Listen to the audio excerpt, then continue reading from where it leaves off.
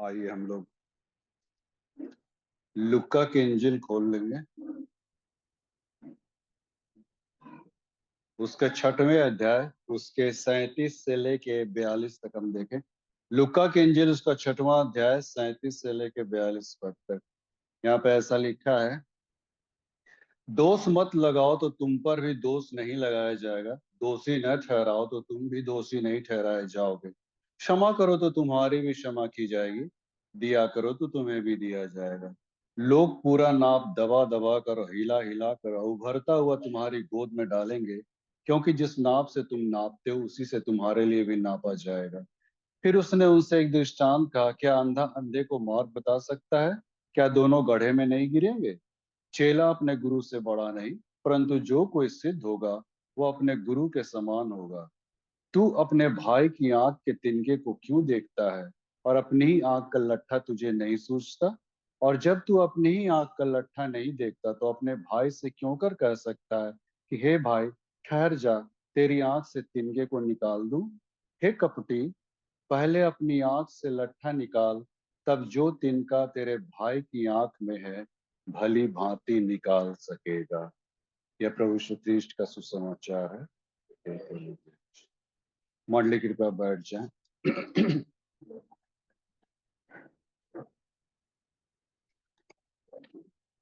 सो आज बड़े हर्ष की बात है कि आज हमारे बीच में रेवरेंड जोनाथन रिचर्ड दास, जो हमारे सीएनआई चर्च हजारीबाग से बिलोंग करते हैं और वहाँ अभी संत कोलंबस कॉलेज के वाइस प्रिंसिपल भी है। तो आप को ये मौका दिया जाता कि आज आप परमेश्वर के वचन को शेयर करें। रेवरेंड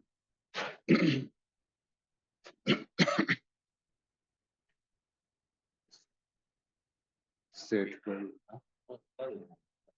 ठीक, थैंक यू। हाँ ठीक हाँ।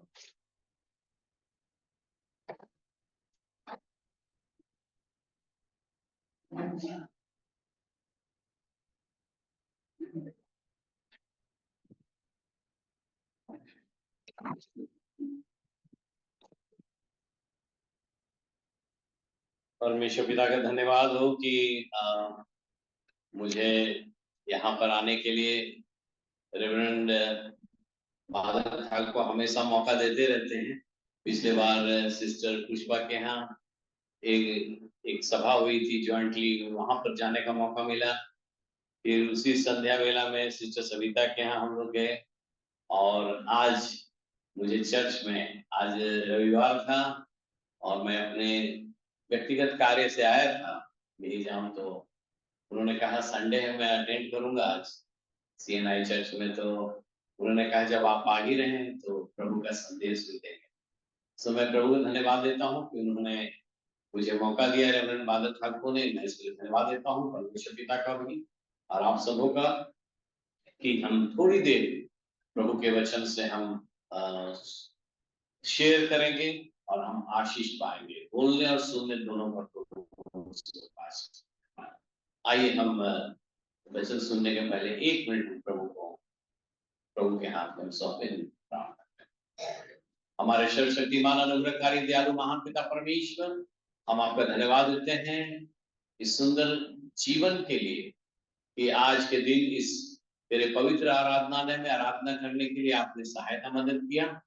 और हम जब आज यहाँ एकत्रित है प्रभु इस सेंट पीटर्स चर्च में, प्यारे पिता परमेश्वर, हम प्रार्थना करते हैं आज 53वां साल हो गया प्रभु, हम इसके लिए भी धन्यवाद देते हैं।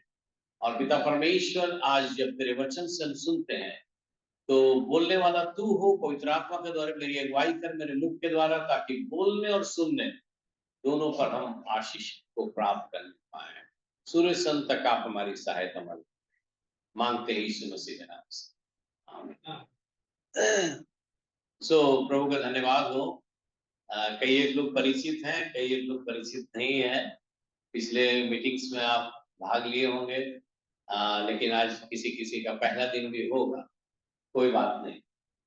मैं, जैसा कि रेवरेंड ठाकुर ने मेरा परिचय दिया, मैं हजारीबाग सेंट कोलंबस कॉलेज में कार्यरत हूँ एज ए वाइस प्रिंसिपल।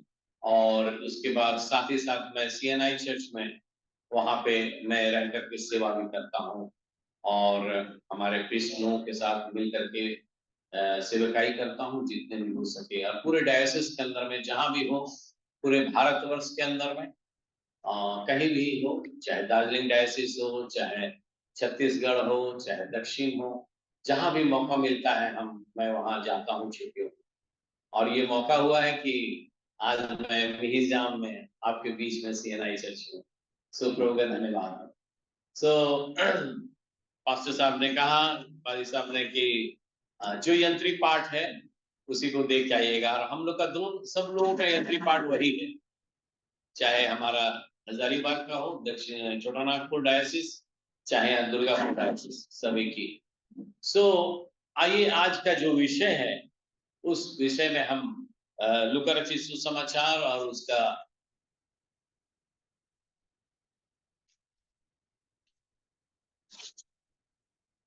पढ़ा गया उसको हम लोग निकाल लेंगे, निकाल के रखेंगे, 6 अध्याय को निकाल के रखेंगे।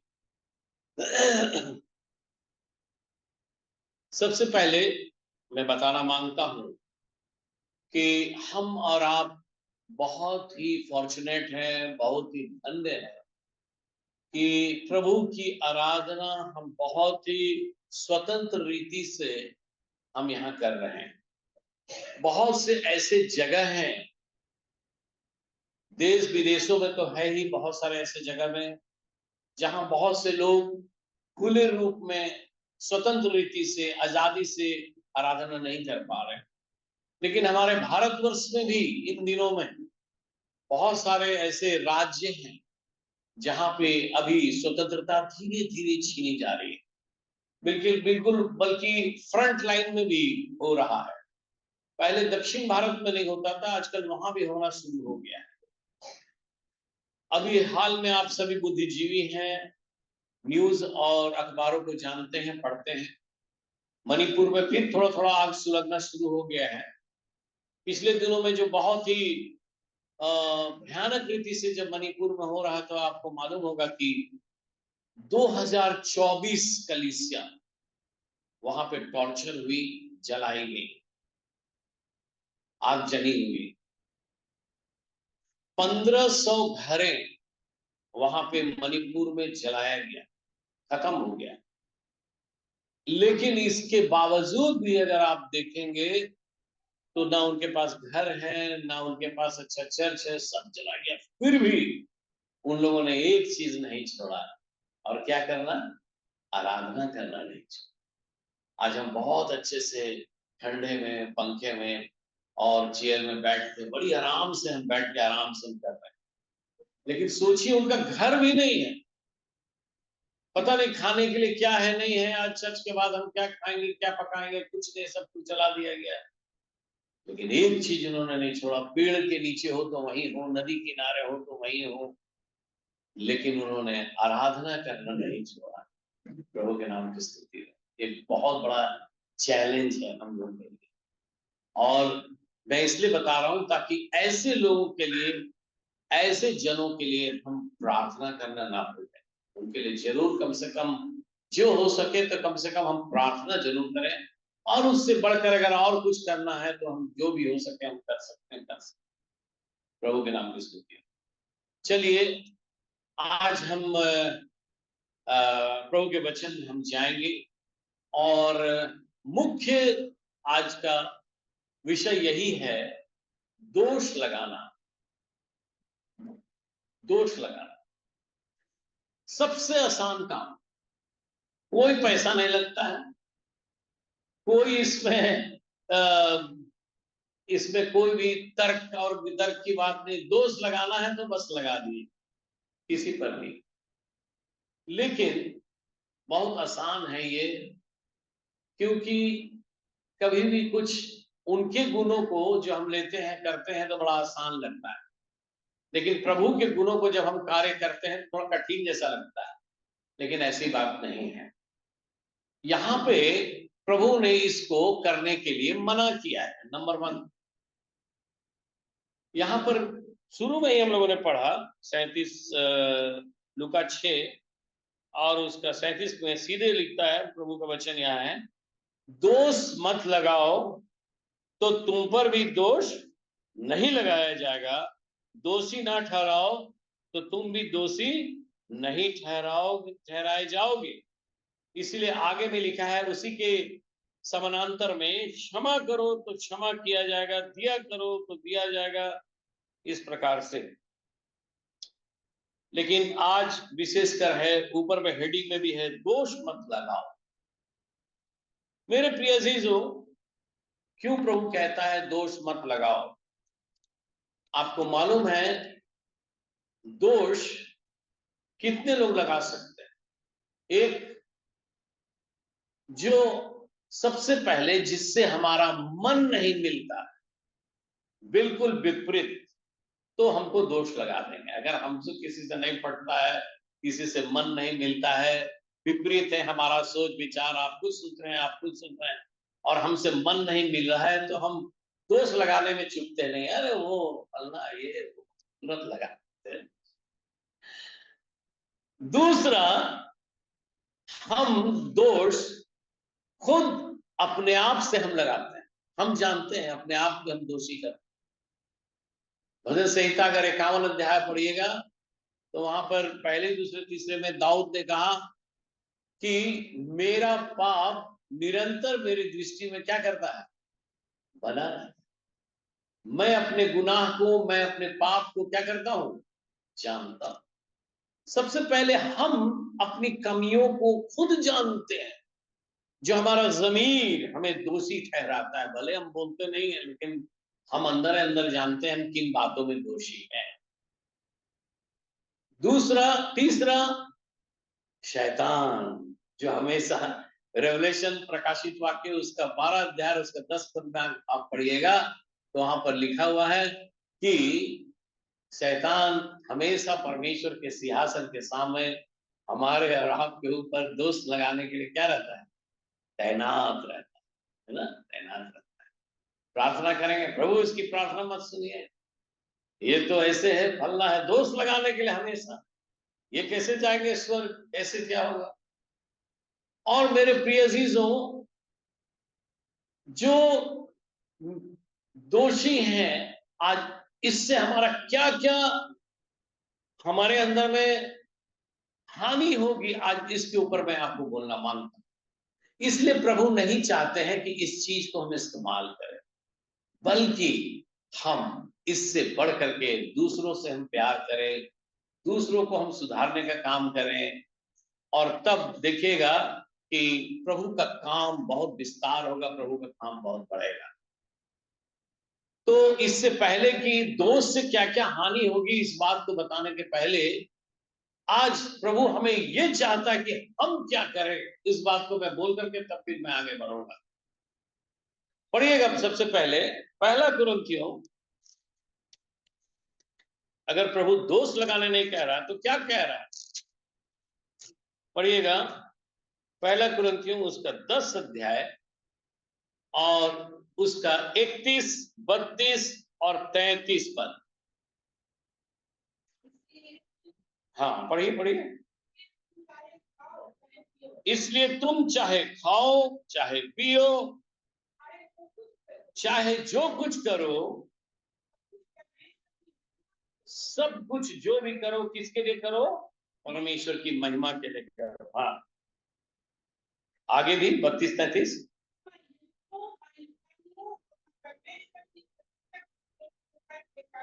हाँ, तुम न यहूदियों यूनानियों और न परमेश्वर की कलीसिया के लिए ठोकर के कारण बनो,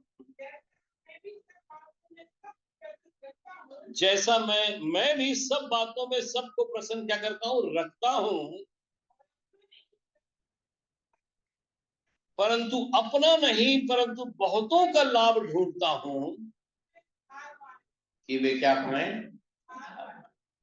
देखिए पौलुस की यही मनसा थी, वो तो कितनों पर दोष लगा सकता है ना इसका, लेकिन उसका टारगेट यही है, उसका लक्ष्य यही है कि मैं सब बातों में सबको मैं क्या करता हूं? प्रसन्न करता हूं, और अपना नहीं परंतु बहुतों का क्या ढूंढता हूं, लाभ ढूंढता हूं, कि वे क्या पाए, उद्धार। ये उसका लक्ष्य है। आज मेरे प्रिय अजीजों, हम एक जगह रह सकते हैं, हमारा विचार अलग अलग हो सकता है, लेकिन हमारा लक्ष्य एक होना चाहिए। और लक्ष्य ये है कि लोग उद्धार पाए, लोग आशीष पाए, लोगों को लाभ मिले। आपने धनुष देखा होगा, और बहुत लोग तीर भी चलाना जानते हैं। धनुष में क्या होता है, दोनों हाथ विपरीत दिशा में चलते, बायां हाथ आगे और दाहिना हाथ पीछे। अगर हम दाएं हाथ वाले, बाएं वाला होंगे तो ऐसे हम ऐसे खींचते हैं। ये दोनों हमारा विपरीत दिशा है, एक आगे एक पीछे, लेकिन टारगेट क्या है दोनों का, लक्ष्य क्या है, अलग अलग है या लक्ष्य एक है, लक्ष्य एक। ध्यान दीजिएगा, बहुत भीतर की बात बोल रहा हूं। दिशा अलग अलग हो सकता है, विचार अलग अलग हो सकता है, थिंकिंग अलग अलग हो सकता है, लेकिन हमारा लक्ष्य एक होना चाहिए। किसी दूसरों को हम लाभ पहुंचाएं, दूसरों का उद्धार हो सके, ये हमारा लक्ष्य होना चाहिए, भले हमारा विचार अलग अलग हो। मेरे प्रिय अजीजों, आज प्रभु कहता है दोष मत लगाओ। मैं आज, इससे कितनी बड़ी बड़ी हानियां हुई हैं प्रभु के लोगों में, मैं आज एक दो बातें आपके बीच में रखना चाहूंगा परमेश्वर के वचन से। और हम चाहेंगे कि इन बातों को हटा करके लव योर एनिमीज, हम एक दूसरे से प्यार करने पाए, दोष न लगे, इसके ऊपर मैं हम देखें। सबसे पहले हम, मेरे साथ निकालिएगा ये हेजकेल, नहीं, हेजकेल से पहले मैं चाहता हूं आपको यूहन्ना रचित सुसमाचार, नए नियम में एक बार सब लोग दोष लगा रहे थे, क्यों प्रभु कहता है किसी पर दोष मत लगाओ। यूहन्ना रचित सुसमाचार उसका 8वां अध्याय अगर आप पढ़ेंगे, तब हम लोग हेजकेल में जाएंगे। इसके बाद जल्दी जल्दी देखेंगे क्योंकि हमको समय पर ये करना है। 8वां अध्याय अगर आप देखेंगे तो वहां पर एक व्यभिचारिणी स्त्री जो व्यभिचार करने में पकड़ी गई थी, उसके विषय में यहाँ पर दे रहा है। तो वहां से शुरू से ही अगर हम पढ़ेंगे तो वहां लिखा है कि भोर को मंदिर में आया, तब सब लोग उसके पास आए और बैठ कर उपदेश देने लगा। तब उसी समय शास्त्री और फरीसी एक स्त्री को लाए जो व्यभिचार में पकड़ी गई थी, और उसको बीच में खड़ा करके यीशु से कहा, हे गुरु, यह स्त्री व्यभिचार करके पकड़ी गई है। व्यवस्था में मूसा से हमें आज्ञा मिली है कि ऐसी स्त्रियों पर पथरवाह करें। अब मूसा का लॉ यहाँ पर ला दिया गया, नियम कानून। अतः तू इस स्त्री के विषय में क्या कहता है? उन्होंने उसको परखने के लिए यह बात कही ताकि उस पर दोष लगाने के लिए कोई भी बात हम पाए। सब लोग दोष लगा रहे थे, चारों तरफ से घेर रहे थे, और उस स्त्री को पथरवाह करने के लिए लोग तैनात थे। हम सब जानते हैं इस घटना, सब लोग दोष लगा रहे थे। लेकिन यीशु मसीह ने क्या किया? सब लोग दोष लगा रहे थे, ये दोषी है, इसने गलत काम किया, इसने व्यभिचार किया। प्रभु उनके दिखाने मांग रहा था, व्यभिचार तो अकेले कर नहीं सकती, अगला भी तो गलत में होगा। और तब यीशु मसीह ने कहा, तुम सजा दो, पथरवाह करो, मूसा के लॉ को मानो, क्योंकि मूसा के व्यवस्था में है ऐसे करने वाले को पथरवाह करके खत्म कर सकते हैं, करो। लेकिन उसके पहले मेरे सवाल का जवाब देना होगा। यीशु मसीह तो सर्वज्ञानी है, सर्वव्यापी है, सर्वशक्तिमान है। उसने बोला, बहुत अपने आप को लोग निर्दोष समझ रहे हैं और इसको दोषी समझ रहे हैं, मैं भी इनको बताता हूं। और तब प्रभु ने एक सवाल वहां बीच में रख दिया, जिस घटना को फिल्मी दुनिया वालों ने लेकर के भी गीत बनाया, जिसने पाप ना किया हो वो पहला पत्थर मारे। और यही पर प्रभु यीशु मसीह ने कहा, ठीक है मारो, पत्थर जितना मारना, इस स्त्री को खत्म कर देना, लेकिन एक बात याद रखो, जिसने एक भी पाप नहीं किया हो वही इसको क्या करेगा? पहला पत्थर। अब यीशु मसीह जमीन पर लिखने लगा, सब आया पत्थर में हाथ ले लेकर के मारेंगे, लेकिन जैसे जो आ रहा है यीशु मसीह उसी के बारे में लिख रहा है, जैसे आया यीशु मसीह उसी के बारे में लिखा। और लिखते गया, देखिए प्रभु को सब मालूम है किसने क्या क्या गुनाह किया, किसने क्या क्या पाप। और तब कोई पत्थर मारा उसको? कोई मारा? क्यों? क्योंकि उनकी दृष्टि में भी वे क्या थे? दोषी थे। वो अपने गलती को सब नहीं मान रहे थे, गलती को ढांप के अगला को मानो, अगला को दिखाते हैं, उस समय अपनी गलती को नहीं मान। कहावत है गांव देहात में कहते हैं कि छलनी कहे सुकुआ के कि इसमें क्या है? छेद है। लेकिन छेद किसमें है? छलनी में। छलनी में छेद है और सूप में कह रहा है कि अरे सूप में छेद है। खुद में छेद है, खुद में गलती है, लेकिन अगले को हम दिखा रहे हैं कि उसमें दोष है। इसीलिए दोष दिखाने के लिए जब उंगली उठाते हैं तो प्रभु बड़ा अच्छा बनाया, हम एक उंगली उठाते हैं, ऐसे करके दोष नहीं लगाते। कैसे? ऐसा करके दोष लगाते हैं, ये गलत है, ये गलत है, ये दोषी है, ये फलना। लेकिन एक उंगली तो दूसरों को दिखाए, लेकिन ये वाला 3 उंगली किसको दिखा रहा है? उसको दिखा रहा है। प्रभु बना दिया ये 3 उंगली दिखा रहा है, अपन ध्यान नहीं दे रहे हैं। एक उंगली उसको हम दिखा रहे हैं, वही ध्यान दे रहे हैं। मेरे प्रिय अजीजों, आज प्रभु कहता है ये सब मत करो, क्योंकि प्रभु ने उनके अगले गलती, क्योंकि सब इंसान ने गलत किया है, सब इंसान दोषी। मेरे प्रिय अजीजों, इसलिए एक दूसरे को उनको प्यार करना है। तब कोई नहीं मारा उसको पत्थर। चलिए, प्रभु का धन्यवाद हो। आज लेकिन मैं बताना मांगता हूं, ये छोटा सा शब्द दोष जो है हम दूसरों को लगाते हैं, ये बहुत हानिकारक है। बड़े बड़े परिवार को तोड़ करके रख दिया है, बड़े बड़े समाज को तोड़ करके रख दिया है, बड़ी बड़ी गड़बड़ियां करके रख दिया है, अराजकता फैला दिया है, लोगों की नींद खत्म हो गई है, लोग परेशान हो गए हैं ये छोटा सा शब्द दोष को इस्तेमाल करने के चलते। आज मैं परमेश्वर के वचन के आधार पर पुराने नियम से आपको दिखाना मांगूंगा कि प्रभु का बनाया हुआ राज्य, प्रभु के लोग आज एक दूसरे को नुक्ताचीनी करने के चलते राज बिल्कुल ही अलग अलग हो गया, बिल्कुल ही 2 भाग में बंट गया मेरे प्रिय। लेकिन जिसके चलते क्या फायदा क्या होता है मालूम है? जब 2 आपस में लड़ जाते हैं तो किसको फायदा हो जाता है? तीसरे को फायदा हो जाता है यार। परिवार में जब 2 लड़िएगा तो तीसरा घुसने मांगेगा। पति पत्नी के बीच में, परिवार में, भाई भाई में जब लड़ाई होगी, दोष एक दूसरे पर लगाएंगे, तीसरा फायदा उठाएगा, याद रखिए। और घुस करके वो अपना मजा लेने मांगेगा और आपको बीच में मिलवाएगा नहीं, लेकिन क्या करेगा? और आग में घी डालने का काम करेगा। अरे वो, अरे बाप रे बाप, अरे उसके पास जगह बने, वो ऐसे बोल रहा था, उसके पास जाएगा, वो ऐसे बोल रही थी, वो ऐसा बोल रहा है, और आग में घी डालने का काम करेगा। याद रखिएगा। लेकिन हम प्रभु के लोगों का क्या काम? हम बिल्कुल अलग है, बिल्कुल डिफरेंट है। आइए मेरे साथ निकालेंगे यहेजकेल उसका 37 अध्याय,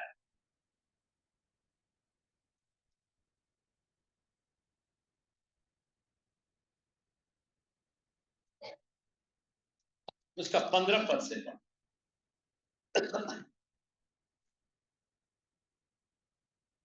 यहेजकेल 37 अध्याय और उसका 15 पद से यहां पर लिखा हुआ है, फिर यहोवा का यह वचन मेरे पास पहुंचा कि हे मनुष्य के संतान, एक लकड़ी लेकर उस पर लिख यहूदा की और उसके संगी इसराइलियों की, तब दूसरी लकड़ी लेकर उस पर फिर लिख यूसुफ की, अर्थात इसराइलियों की लकड़ी। एक पर यहूदा की और दूसरी पर इसराइलियों की लकड़ी। फिर उन लकड़ियों को एक दूसरे से जोड़ देना, जोड़ करके एक ही कर देना कि वे तेरे हाथ में एक ही लकड़ी बन जाए। जब तेरे लोग तुझसे पूछें क्या तू हमें ना बताएगा कि इनसे तेरा क्या अभिप्राय है?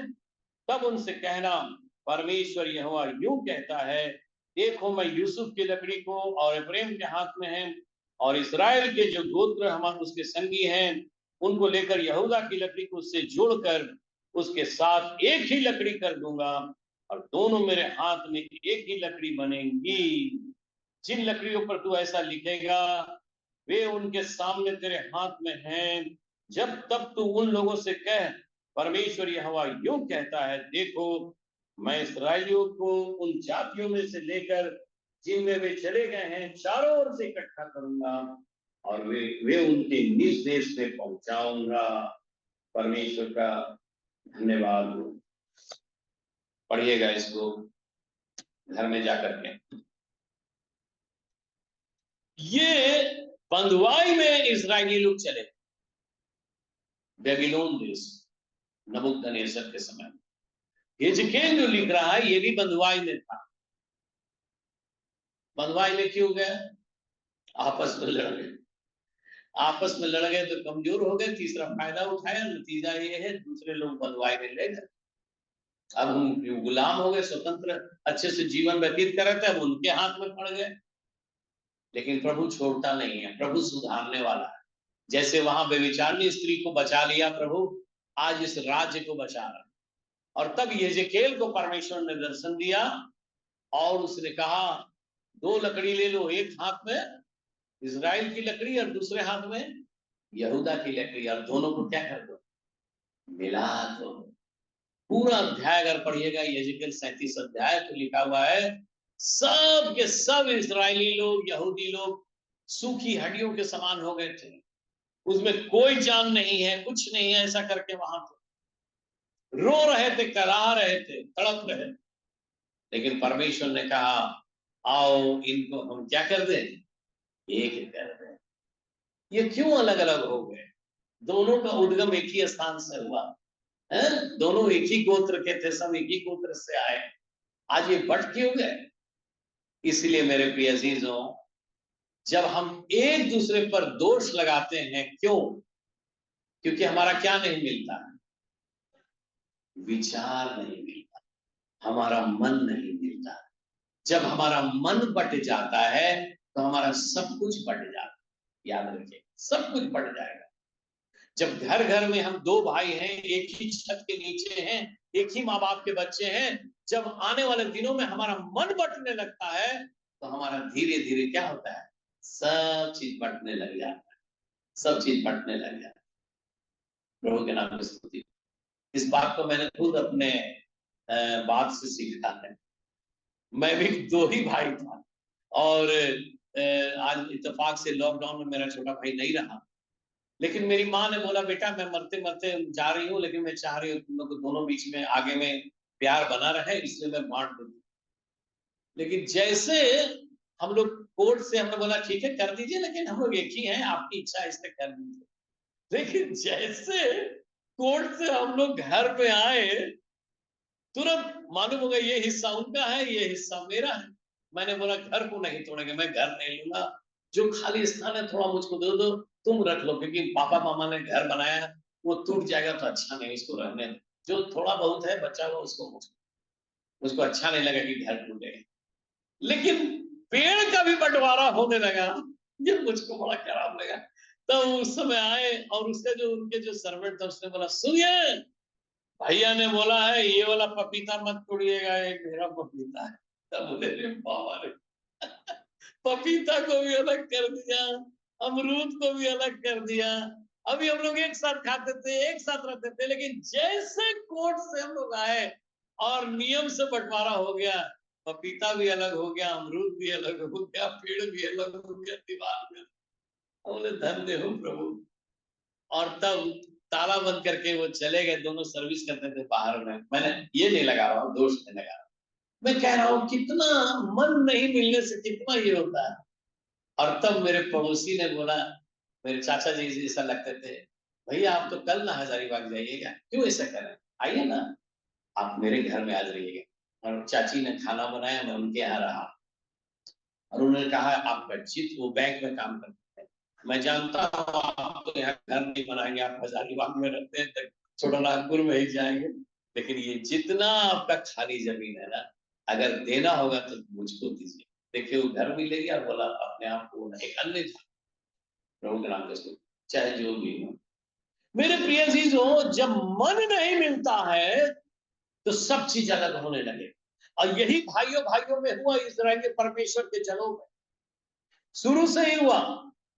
आपको याद होगा, अगर पहला शामिल उसका 11 अध्याय अगर आप पढ़िएगा, पहला शामिल 11 अध्याय, तो वहां पर लिखा हुआ है कि अमोनी नहास लोग जो थे, अन्य जाति थे, और उन्होंने इजरायलियों को, उस समय कोई राजा नहीं था, पहला राजा जब साउल बना था उसने वहां, आप पढ़िएगा पहला शामिल 11 अध्याय का शुरू से आप पढ़िएगा तो वहां पर लिखा हुआ है, उन्होंने बोला हमसे एक वाचा बांधो कि तुम मेरे अगर अधीन हो जाओगे तो मैं तुम लोग को छोड़ दूंगा, और नहीं तो तुम सारे वृद्ध लोगों का मैं आंख को फोड़ दूंगा। अब ये लोग कमजोर थे, उनका कोई राजा था नहीं, इजरायली थे लेकिन अलग थे, यहूदी लोग थे तो अलग थे, दोनों में तो तकरार थी, एक दूसरे को देख नहीं पाते थे। नतीजा अमूली नहास उन लोगों पर भारी पड़ने लगा। पढ़ लीजिएगा, बहुत अच्छा चैप्टर है। तब अचानक वे लोग दौड़ दौड़ करके गए और जाके साउल के पास गए। उस समय वो खेत में बैल से वो खेत जोत रहा। क्या हो गया तुम्हारे पास? उसने कहा देखिए ना, अमुनी नहास लोग हम लोगों पर बोल रहा है तुम सब लोग मेरे मेरे मेरे अधीन हो जाओ, नहीं तो तुम्हारे वृद्ध लोगों को मैं तुम्हारे आंख को फोड़ दूंगा। तब क्या हुआ मालूम है? परमेश्वर उपाय करने वाला। लिखा है 6वां पद में, उसी समय बल से वो जोड़ी से खेत जोत रहा था, साउल के ऊपर में बल से, वहां लिखा हुआ है परमेश्वर का आत्मा उसके ऊपर उतरा, और जैसे आत्मा उतरा वे सारे इस्राएली और यहूदी लोग, भय समा गया उसमें। और लिखा है वहां पर, बहुत अच्छा वचन लिखा हुआ, पढ़िएगा पहला शामिल 11 अध्याय का, इस बात को जानना चाहिए। जैसे परमेश्वर का आत्मा आया, वे लोग अलग अलग के थे लेकिन उनके अंदर भय समाया, और लिखा है वे सब एक मन के हो गए, जबकि एक मन के नहीं थे। पहला शामिल उसके 11 अध्याय में अगर आप पढ़िएगा,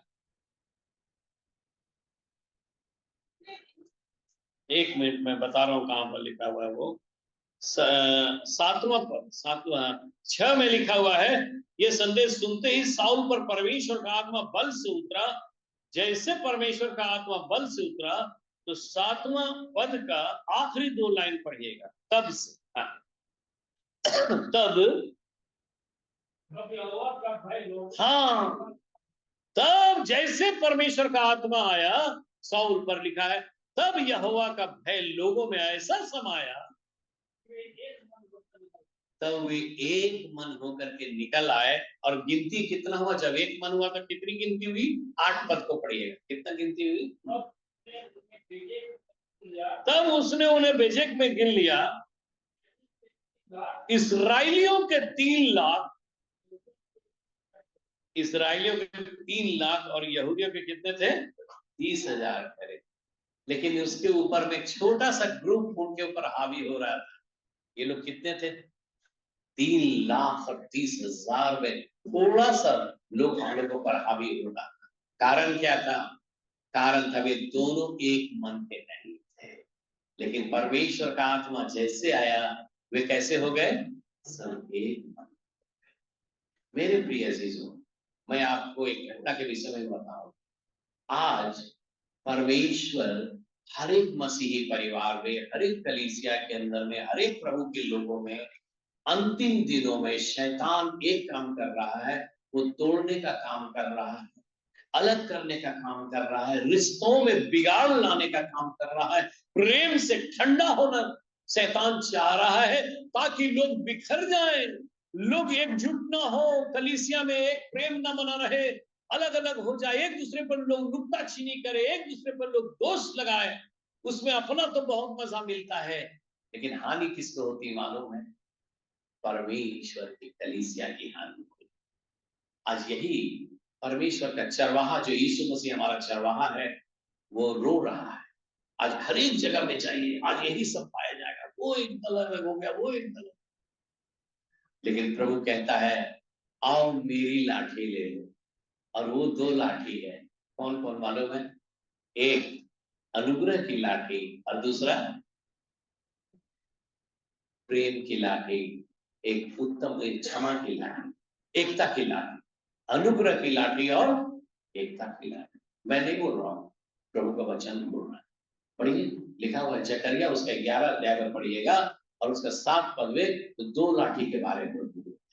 मैं चरवाहा हूं, आज हर घर में ये 2 लाठी हो जाए, आज हर कलीसिया में, आज हर समाज में, प्रभु के लोगों में ये 2 लाठी हो जाए। पढ़िएगा जकरिया उसका 11 अध्याय,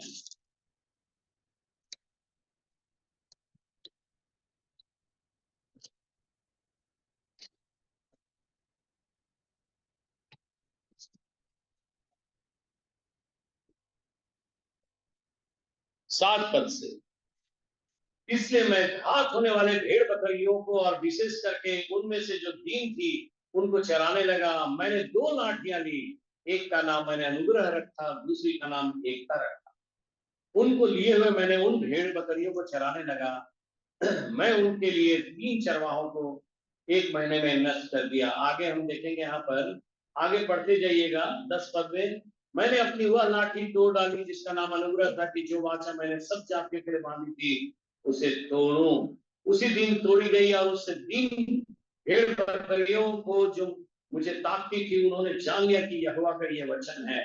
तब मैंने उनसे कहा, यदि तुमको अच्छा लगे तो मेरी मजदूरी दो। ये सब सारी बातें हैं, पढ़ लीजिएगा, लेकिन आखिरी बात मैं पढ़ना मांगता हूं।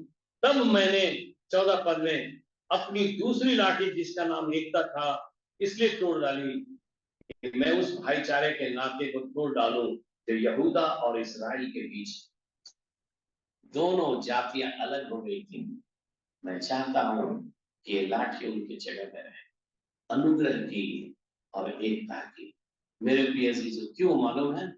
क्योंकि यह बात शैतान इस्तेमाल करने वाला, और इस बात से परमेश्वर की महिमा नहीं हो सकती है। परमेश्वर की महिमा हमेशा परमेश्वर का नाम बदनाम ही हो। इसलिए प्रभु चाहता है कि यह बिल्कुल ही अलग रहे और हम बिल्कुल ही प्रभु के प्रेम में बने रहे। मैं एक सच्ची उदाहरण आपको बताना मांगता हूं और उसके बाद मैं अंत की ओर जाऊंगा। बॉम्बे में एक बहुत ही अच्छा ग्रुप था, और उसने बोला कि आज चलो बॉम्बे के अंदर क्रिसमस का समय है और मैं दिखाऊंगा कि कैसे यीशु मसीह जन्म लिया, कैसे यीशु मसीह बढ़ा और कैसे यीशु मसीह ने अच्छे संदेश दिए। इसको लोगों में हम ड्रामा के द्वारा हम लोग दिखाएं, और सब लोग अच्छे से प्रैक्टिस करने लगे, खूब अच्छा से होने लगा। तो उस सीन में ऐसा था कि यीशु मसीह को कोड़े खाने के लिए जल्लाद लोग मिले जाते, ऐसा था वहां पर। तो ये सीन था, बहुत अच्छे से प्रैक्टिस चल रही थी। लेकिन अचानक जो जल्लाद जो मारने वाला बना था, 2 दिन पहले, ठीक ड्रामा के 2 दिन पहले उसकी तबीयत खराब हो गई। बोला कि माफ कीजिएगा, मैं नहीं कर पाऊंगा, मेरी बहुत तबीयत खराब है, किसी को चुन लीजिएगा, कोड़ा तो मारना है यीशु मसीह को, बस वो कोई भी कर लेगा। बोला ठीक है, किसको चुनूं किसको चुनूं? तो अचानक एक व्यक्ति को उसने चुना। सुनो जी, तुमको एक सीन करना है, तुम अच्छे तगड़े भी दिखते हो, तुमको जलाद बनना, क्योंकि जलाद को थोड़ा तगड़ा होना चाहिए। तुमको यीशु मसीह को मारना है, तुम बनोगे? तो बोला यीशु मसीह कौन बना है? बोला फला मिस्टर एक्स बना है। बोला अरे अच्छा, तब तो मैं जलाद जरूर बनूंगा। क्यों मालूम है? इसीलिए क्योंकि असल लाइफ में वो मिस्टर एक्स से मिस्टर जेड जो था, जो जल्लाद बना था, वो बिल्कुल 36 का आंकड़ा। दोनों एक दूसरे को तू मैं करते थे, एक दूसरे से पटता नहीं था, और दोनों एक दूसरे पर लांछन लगाना, दोष लगाना। तो उसने बोला अच्छा यही सीन करना है, मैं बिल्कुल कर लूंगा। लेकिन डायरेक्टर साहब, ये कब से प्रैक्टिस चल रही? बोले बहुत दिन से प्रैक्टिस चल रही है जी, 10-15 दिन से चल रही है, परसों ही फाइनल है, कर लोगे? बोला बिल्कुल कर लूंगा। क्या करना है? बोला सिर्फ तुमको ये कोड़ा है, ये कोड़ा लेकर के तुम इसको मार देना है, क्या बोलते हैं, यीशु मसीह को मार देना। तो बोला ठीक है।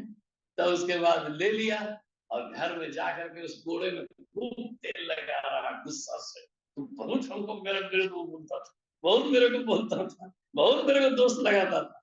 और उसके बाद खूब तैयार किया उस कोड़े को, और उसने डायरेक्टर से ये बोला तुम जो यीशु मसीह बना उसको मत बताना कि अचानक हमने जलाद को चेंज कर दिया। बोला ठीक है, नहीं बोलूंगा, इसमें बोलने की क्या जरूरत। और जब खूब अच्छे से ड्रामा हो रहा था, खूब हॉल खचाखच भरा था, बहुत अच्छे से लोग देख रहे थे कि यीशु मसीह जन्म लिया और बड़ा हुआ, और कितने लोगों की भलाई थी, कितना लोगों का सेवा किया, प्रेम का संदेश दिया। और उसने कहा कि तुम जो हो दूसरों को मदद करो, दूसरों की भलाई करो, दूसरों की सेवा करो। खूब अच्छा से संदेश दे रहे थे, क्योंकि यीशु मसीह का आने का यही मकसद है करके खूब अच्छा दिख रहा था, दिख रहा था, बहुत ड्रामा में देख रहे थे, बड़ा खचाखच भरा था। लेकिन अचानक ये सीन आया जब यीशु मसीह को पकड़ के जल्लाद ले जा रहे थे कोड़ा मारने। वो बेचारा गया, बहुत अच्छा एक्ट कर रहा था, और जा करके उसके कपड़े उतार दिए और जो है वो बांध करके उसको रखा हुआ था। और उधर से आया पर्दे के पीछे से जल्लाद मारने के लिए, जो इसका पक्का दुश्मन था, 36 का आंकड़ा, और बहुत तैयार होके आया था। और उसने कोड़ा लिया, वो तो बेकाबू था कि कब मेरा वाला सीन आएगा। और जैसे स्टार्ट हुआ, डायरेक्टर ने हुआ पर्दा खोलो स्टार्ट, पहले पर्दा खुलता था, और जैसे खुला और उसने लिया और लेकर के कोड़े को उसने जोर से उसने पहले एक बार मारा उसको पीठ में, सट से जितनी ताकत थी उसने मारा। उसको बहुत जोर से लगा, उफ किया। उसने बोला प्रैक्टिस में तो ऐसा नहीं मारता था, ये ऐसा क्यों मार रहा है। उसने सोचा शायद सक्सेस करने के लिए ड्रामा को मार रहा होगा। वो बेचारा सह लिया, बोला कोई बात नहीं, शायद ओरिजिनल में आज पहला दिन मेहनत है इसलिए मारा, वो बेचारा सह लिया। उसने बोला बच्चों अभी तो एक ही कोड़ा मारा हूँ, बोल रहा लिया। और लेने के बाद फिर दूसरा उसने कोड़ा मारा, और फिर उसने दूसरा जैसे मारा, फिर उसने उफ किया। बोला ये तो जरा हाथ दूसरा लग रहा है, पहले तो ऐसा प्रैक्टिस में कभी नहीं मारा, ये हाथ बिल्कुल दूसरा लग रहा है, कोई और चक्कर है, क्या बात है समझ में नहीं आ रहा। अब ड्रामा में है, कुछ बोल भी नहीं सकता, हाथ उसका बंधा हुआ है, चेहरा उधर है। बड़ी मुश्किल से उसने हाथ को ऐसा करके और ऐसे करके धीरे से कोशिश किया बहाना से कि आखिर वो मार कौन रहा। और जैसे उसने देखा, देखा अरे ये कहां से आ गया, डायरेक्टर ने इसको कहां से रख दिया, ये तो मेरे साथ कोई और था, ये कहां से आ गया। अब ये गुस्सा में इतना आ गया कि भूल गया कि वो कहाँ है, स्टेज पे। और उसने गुस्सा से एकदम अपने रस्सी को ऐसे से करने लगा, बोलने लगा कि बच्चों तुम 2 मार चुके हो और मुझको दर्द से मेरा हालत खराब हो रहा है, तुम अब की बार मारो तो मैं तुमको बताऊंगा। और वो मन में सोच रहा है बाबू अभी तो एक ही 2 कोड़ा मारा हूँ, 39 कोड़ा मारना था, अभी तो और भी मारूंगा तुमको। और वो बेखबर होकर के सोचा ड्रामा में कुछ होगा नहीं, और उसने कोड़ा लिया और फिर उसने जोर से उसके पीठ पर प्रहार किया, मारा। जैसे मारा, वो तो तैयार था कि मारेगा ही, और उसने रस्सी को, यीशु मसीह जो बना था, रस्सी को खोला। तभी से देख रहा हूं कि मारे जा रहे हो सजा, और उसका कोड़ा पकड़ा और दे धड़ाम उसको स्टेज पर ही। गुस्सा इतना हो गया कि भूल गया कि ड्रामा में, और इतना मारने लगा, दोनों में गुत्थम गुत्ती हो गई, लड़ाई हो गई, जल्लाद और यीशु मसीह में। और लास्ट में यीशु मसीह जीत गया, वही चढ़ के मजबूत था और मार के जल्लाद का उसका मुंह में खून निकाल दिया, भगदड़ मच गई, क्योंकि यीशु मसीह लड़ गया था और जो मेन हीरो है वही लड़ गया। और तब डायरेक्टर घबरा गई, हुआ आगे का सीन का क्या होगा रे बाबा, ये तो सीन उल्टा हो गया। और ये सीन उल्टा किसके चलते हुआ, दोनों के इस तकरार के चलते, अंदर की लड़ाई के चलते स्टेज पर आ। जानते हैं क्या हुआ, बड़ा अच्छा सीन चल रहा था, मकसद बड़ा अच्छा नहीं था, बड़ा अच्छा लग रहा था कि लोगों के बीच में आज हम यीशु मसीह का संदेश देंगे, आज लोग प्रभु के बारे में जानेंगे, आज हमारा एक्ट के बारे में, एक्ट के द्वारा। लेकिन उल्टा हो गया। क्या हुआ मालूम है, जितने लोग जानते थे वो सोचे कि आपसी लड़ाई से हो गया, वो लोग तो समझ गए।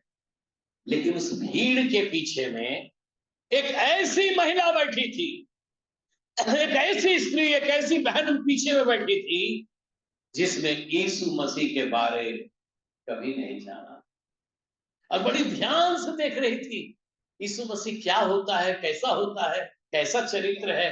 बड़ा अच्छा एक तस्वीर यीशु मसीह का चित्र लेकर के वो अपने मन में रख करके देख रही थी, बड़ा खुश हो रही थी, एक बड़ा श्रद्धा और भक्ति प्रभु के प्रति आ रहा था देखने से। लेकिन जब ये सीन आया कि वो जल्लाद मारा और यीशु मसीह भी पलट के उसको मारा, अरे ये कैसा मसीहा, उलट करके मार कर दिया। क्या यीशु मसीह ने ऐसा किया था क्या? लिखा है यशाया 53 अध्याय में कि वो मार खाता रहा, सहता रहा हमारे अपराधों के कारण, लेकिन उसने अपने मुंह से क्या नहीं किया, उफ तक नहीं किया। जैसे भेड़ ऊंट कतरने के समान चुपचाप रहती है। भेड़ को देखिएगा, जब उसका चरवाहा लोग ऊंट कतरता है ना, तकलीफ होती होगी उसको, लेकिन देखिएगा कभी भी कुछ नहीं करता। बड़ा अच्छा उदाहरण प्रभु ने दिया भेड़ का। जैसे भेड़ ऊन कतरने के समान चुप रहती है, उसको काटा जा रहा है, उसको ही लेकर के वो जो है कंबल बनाएगा और जाकर के बेचेगा बाजार में, अपना घर चलाएगा, रोटी और आटा का पैसा निकालेगा। लेकिन वह भेड़ चुपचाप सहते रही अपने चरवाहे के लिए, ऊन कतरने के समान वैसे ही चुपचाप प्रभु रहा। मेरा प्रभु उफ तक नहीं किया हमारा प्रभु। लेकिन इस घटना के चलते, इस लड़ाई के चलते, जो आपसी मन की लड़ाई थी, इस लड़ाई को जो स्टेज पर आ गया, जो लोगों ने लोगों ने देखा, समाज ने देखा, उस समाज में आई हुई एक बहन जिसने यीशु मसीह के बारे में कभी नहीं जाना था, एक यीशु मसीह के प्रति नफरत को लेके गई। उसने कहा, छे कैसा यीशु मसीह है, और वो एक गलत तस्वीर लेकर के, इनके चलते यीशु मसीह का गलत तस्वीर लेकर के वो यहां से चली गई। मेरे प्रिय अजीजों, आज याद रखिए, हमारी दो आंखें हैं ना, प्रभु ने हमारी दो आंखें बनाई है, लेकिन आपको मालूम होना चाहिए कि आज हजारों आंखें हमें और आपको देखती हैं। आप घर से निकले होंगे चर्च के लिए ना, लोग देख रहे होंगे आप कैसे चलते हैं, कहां जाते हैं, क्या खाते हैं, कैसा बोलते हैं, कैसा उठते हैं, कैसा बैठते हैं। लोगों की आंखें लगी हुई, याद रखिए, आप छुपे हुए नहीं है। आप मत सोचिएगा मैं महफूज हूं। सब लोग वॉच कर रहे हैं, और क्या वॉच करना मांगते हैं मालूम? हमारे और आपके अंदर यीशु मसीह को देखना चाहते हैं, यीशु मसीह को देखना चाहते हैं। उस ड्रामे में लोगों ने यीशु मसीह को देखना चाहा। आज हमारे अंदर में और आपके अंदर में यीशु मसीह को देखना चाहते हैं। हमारे काम करने की शैली में, हमारे जीवन शैली में यीशु मसीह को देखना चाहते हैं। मैं जब कॉलेज जाता हूं, काम करता हूं, और जब जाता हूं, मैं इस बात को नहीं भूलता हूं कि लोग वाच कर रहे हैं, मैं यीशु मसीह का एक गवाही दी। अगर मैं अच्छे से, एक जन भी आएगा, मैं अगर अच्छे से 45 मिनट का क्लास नहीं लूंगा, तो लोग बोलेंगे कि चलो ऐसे ही मार के दूसरे का सामान चला जा। वरना एक स्टूडेंट भी रहेगा, मान लीजिए बहुत बारिश हुई, मैं उतना ही एनर्जी खर्चा करके पढ़ाता हूँ जितना कि 40, 45, 60 बच्चे रहते हैं। इसलिए क्योंकि मुझको यीशु मसीह की गवाही देनी है। हालेलुया। मैं दोषी नहीं बनना चाहता, लोग मेरे अंदर यीशु मसीह को देखना चाहते। मैं तो एक बड़े पद पर हूँ, घुसता हूँ कॉलेज में, सोचता हूँ वो मेरा प्रणाम करेंगे, ये मेरा हक है कि छोटे लोग मुझको प्रणाम करें। लेकिन इससे पहले कि वो मेरा अभिवादन करे, प्रणाम करे, मैं उनसे पहले बोलता हूँ, हेलो कैसे हैं आप समूह जी, कैसे हैं आप, ठीक है ना? वो लोग बोलते हैं, सर कितना अच्छा आप बोलते हैं। आप पूछते हैं सर, लोग तो कोई लोग आता है इसी प्रणाम का जवाब भी दे देते हैं, चलेगा। हमें लोगों को जीतना है अपने व्यवहार से। आज लोग यीशु मसीह को देखना चाहते हैं।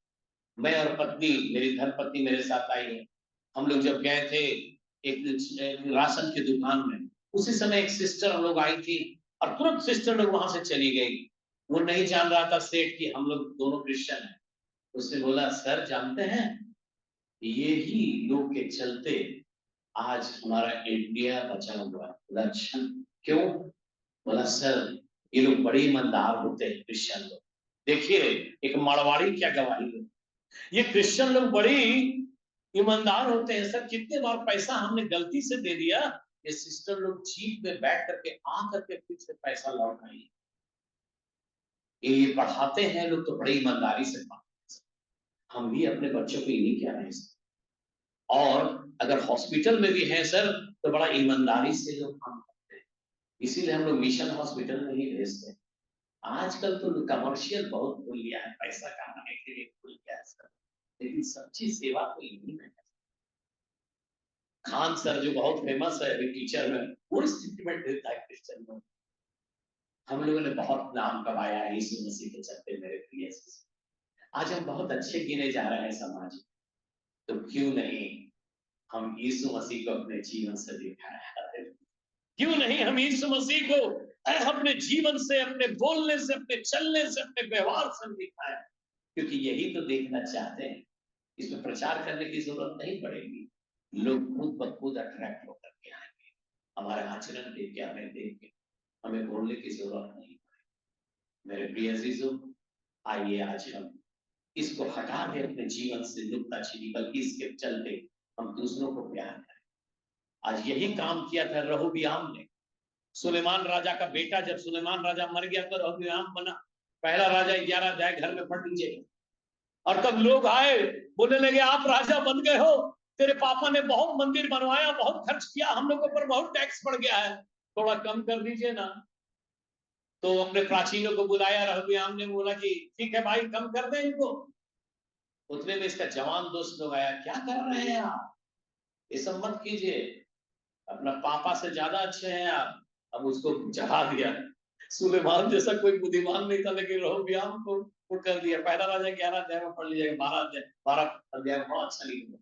तब भूल गया रहोबियाम। उसने कहा कि अच्छा, तो आया और उसने बुलाया फिर से लोगों को, बोला सुनो, मेरा बाप ने तुम लोगों को दिया था कर्जा और तुम लोगों को माफ किया था ना, मैं उससे टैक्स बढ़ा दूंगा, वो तो इतना ही किया था, मैं उससे आगे बढ़ा दूंगा।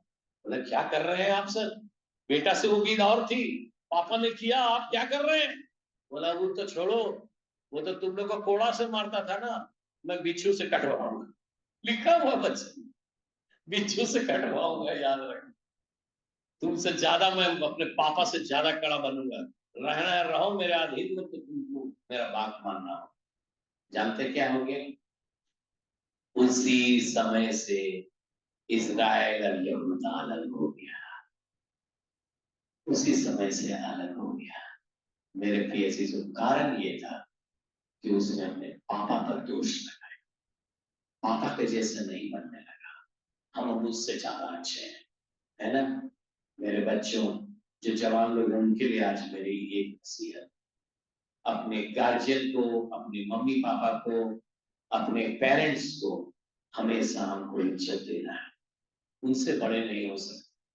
उन लोगों ने जो हमको पाला पोसा और बड़ा किया, और जो हमको नसीहत दी, जो हमको शिक्षा दी, आज उनके आदर्शों पर हम चल सकते, उनसे बड़ा हम नहीं हो सकते। भले हम डिजिटल में ज्यादा हम ज्ञान प्राप्त कर लें बहुत चीज, लेकिन संस्कार में, आचरण में मुझसे नहीं। और यही गलती उसने किया, हो गया हमने, जिससे आज अलग अलग हो गए। मेरे प्रिय चीजों, आइए हम एकजुटता के साथ मसीह यीशु को हम दिखा, उसका प्रेम हम अपने ऊपर में लेकर के चले। आप देखेंगे बहुतों के लिए आप लाभ पहुंचाने लगे। पहला कुरिन्थियों का 10 अध्याय का 32 पद हो जाएंगे आप, बहुतों को उद्धार करने के लिए आप बन जाएंगे। जानते हैं क्यों? क्योंकि हम और आप क्या है, यीशु मसीह ने कहा मैं ही मार्ग हूं, मैं ही द्वार हूं। लेकिन हम और आप क्या है मालूम है? एक आखिरी बात बोल करके मैं अंत करूंगा, मेरा एकदम समय पहुंच गया। इस बात को हमेशा याद रखिएगा। प्रेरितों के काम उसका 13 अध्याय 47 पद, सब लोग पढ़िए। प्रेरितों के काम 13 अध्याय उसका 47 पद, ये हम और आप है, इसकी बात को बताता है। प्रेरितों के काम 13 अध्याय 47 पद पढ़िएगा, क्या लिखा हुआ, ऊंची आवाज में पढ़िए जिसको। क्योंकि प्रभु ने हमें ये आज्ञा दी है, मैंने तुझे अन्य जातियों के लिए क्या ठहराया है, ज्योति ठहराया है, ताकि तू पृथ्वी की छोर तक, वाह वाह, किसके द्वार हो, उद्धार का क्या हो, द्वार बोले बाबा। इसका मतलब हम और आप क्या है, the door of celebration for Gentiles. अन्य जातियों के लिए, दूसरों लोगों के लिए हम और आप उद्धार के क्या है, द्वार है। इस बात को मत भूलिएगा। ये प्रेरितों का काम 13 अध्याय और 47 पद को जरूर पढ़िएगा। कहीं भी जाइए, कहीं भी काम कीजिए, कहीं भी रहिए, कहीं भी आप बोलिए, जो भी करिए, इस बात को मत भूलिएगा कि मैं दूसरों के लिए उद्धार का क्या हूं, द्वार हूं। मेरे द्वारा ही लोग, बहुत से लोग प्रभु के पास आ सकते हैं, बहुत प्रभु के पास आएंगे। यही द्वार है, मैं ही हूं। अब आप बोलिए, इस द्वार में कितने लोग आपके द्वारा, मेरे द्वारा प्रभु के पास उस उद्धार में आए? दिस इज द क्वेश्चन जो आप सोचिएगा घर में जाकर के। मैं आता हूं, मैं जाता हूँ, मैं आती हूँ, मैं जाती हूँ, प्रभु से बड़ी आशीष को प्राप्त करने के लिए मैं इस आराधनालय में आराधना करने आती हूँ। लेकिन मैंने प्रभु से तो हमने बहुत कुछ चाहा, लेकिन प्रभु हमसे एक बात चाह रहा है, उसके लिए हम क्या कर रहे हैं, इस बात को हमेशा याद रखिएगा। मैं एक दूसरों के लिए उद्धार का क्या हूं, द्वार। आइए प्रार्थना करें। हमारे सर्वशक्तिमान अनुग्रहकारी दयालु महान पिता परमेश्वर, थोड़ी देर प्रभु आपने आज इस पवित्र आराधना में आराधना करने के लिए आपने मदद किया। हमने तेरे वचन को सुना है जो जीवित वचन है। प्रभु हम प्रार्थना करते हैं कि आज तेरी वही मकसद, तेरी वही बातें हमारे जीवन में पूरी होने पाए, ताकि हम दूसरों पर दोष नहीं, लेकिन बहुतों के लिए लाभ का कारण बने। प्रभु बहुतों के उद्धार का हम कारण बने। हमारे जीवन को ऐसा ही बना देता है, यीशु मसीह के नाम से।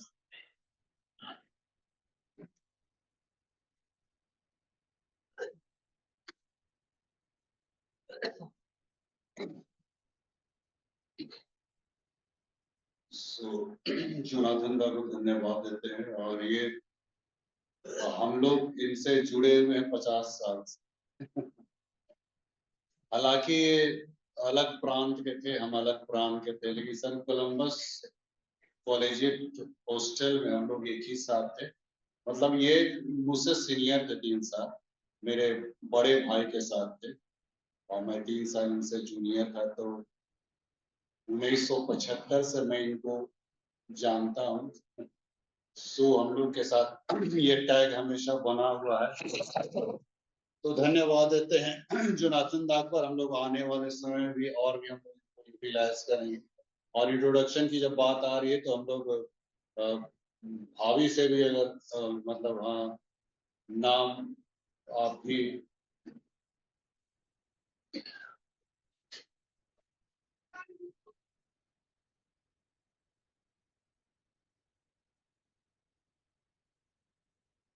सबों को यीशु सहाय, जय मसीह की। मैं परमेश्वर पिता का धन्यवाद देती हूँ आज के सुंदर दिन के लिए कि परमेश्वर पिता हम लोगों को आप लोगों के बीच में आने के लिए ये मतलब मौका दिए हैं। और मैं अपने परिचय के रूप में बतलाना चाहती हूँ कि मेरा नाम है मेरी पुष्पलता, और हम लोग हजारीबाग से आए हैं। और मेरे पास 2 बेटियां और एक बेटा है, और तीनों की शादियां हो चुकी है। और बड़ी बेटी के पास में एक नाती है, और बेटा के पास में एक बेटा है। और ये है मेरे परिवार का परिचय। और मैं परमेश्वर पिता को धन्यवाद देती हूँ कि आज परमेश्वर ने मेरे जीवन में बहुत बड़े बड़े काम को किया है। और मैं गवाही देना चाहती हूँ आप लोगों के सामने। एक छोटी सी गवाही मेरी है कि मेरे आंखों में, दोनों आंखों में मोतियाबिंद हो गया था, और उसके बाद डॉक्टर ने कहा कि आपके दोनों आंखों का ऑपरेशन होगा। और उसके बाद मैं परमेश्वर के पास गई और प्रार्थना की, और परमेश्वर ने मुझ पर दया की है। और फिर मैं जब प्रार्थना के बाद जब मैं उसी डॉक्टर के पास गई और मैं जाकर बोली कि आप मेरे आंखों को चेक कीजिए, तो फिर डॉक्टर ने कहा अब आपकी आंखों में कुछ भी नहीं है, आपकी आंखें बिल्कुल साफ है। परमेश्वर पिता को धन्यवाद हो। और उसके बाद मेरे दांतों में बहुत दर्द था, डॉक्टर ने कहा ये दांत को निकालना पड़ेगा। और उसके बाद मैं प्रार्थना की, और फिर उसके बाद बहुत प्रार्थना की, बहुत ज्यादा पेन था, और फिर डॉक्टर के पास गई। डॉक्टर ने कहा कि अब इसमें कुछ भी नहीं है, दांत आपकी बिल्कुल सही है। इस प्रकार से मैं परमेश्वर पिता को धन्यवाद देती हूँ कि परमेश्वर पिता हमारे जीवन में बड़े बड़े काम करते हैं। अगर हमारे जीवन में कोई तरह की मतलब दिक्कत है, परेशानी है, कोई भी आप लोग अगर दुख से गुजर रहे होंगे, बीमारी से या कोई चिंता से, परमेश्वर पर विश्वास कीजिए और परमेश्वर हम सबों को बहुत आशीष देंगे। और इस प्रकार हम लोग जगह जगह जाते हैं और परमेश्वर की हम लोग सेवा करते हैं वचन के द्वारा से। और मतलब क्या बोलते हैं, हर तरह के लोगों के लिए हम लोग प्रार्थनाओं को करते हैं। दुष्ट आत्माओं से मतलब लोगों से जकड़े हुए लोगों को हम लोग प्रार्थना करते हैं, बीमारियों से। इस प्रकार से फोन से कितना लोग प्रार्थना करवाते हैं। एक बार की बात है कि एक स्त्री को सांप काट दिया था, इसी मतलब बरसात का समय था, कुछ साल पहले, अगस्त महीना था। और उसका घर बिल्कुल गांव में था और रास्ता भी नहीं था जाने का, पूरा बाढ़ आया हुआ था। और वो स्त्री सांप काटने से बिल्कुल बेहोश हो गई थी।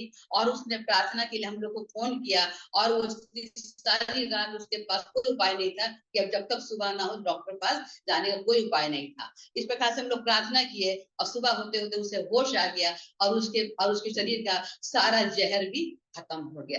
परमेश्वर ने एक बड़ा काम किया और सांप के जहर को खत्म किया। इस प्रकार से मैं आप लोगों के सामने में एक गवाही देती हूँ कि आप लोग भी हम लोगों के लिए प्रार्थना कीजिए कि हम लोग दोनों जन जगह जगह जाते हैं, सेवा करते हैं, प्रभु हम लोग के साथ रहे, सुरक्षा प्रदान करे।